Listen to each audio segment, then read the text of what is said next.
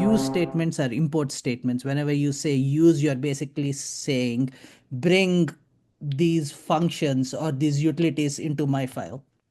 So it is saying from AIken get something called collection, and from collection get something called list. So let's make sure we understand the statement. So let me close this guy.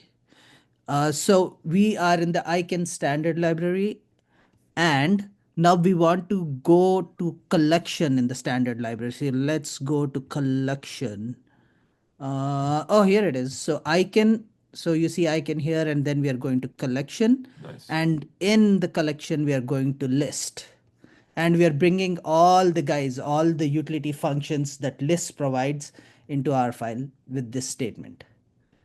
So the next statement is importing or using AIken crypto verification key hash. So this is the syntax for bringing exactly one function into our system, as opposed to like all the functions from a specific module. So we have AIken crypto dot verification key hash. So we are in AIken. When we click on standard lib, we enter the AIken, which is all of the things in this library. AIken is the library, by the way. And we go to crypto, and in crypto we are specifically bringing in verification key hash. Oh, sorry. Ooh, which is a type. Verification with a Just above capital V. function. Just above function, Verification right? key Okay. hash.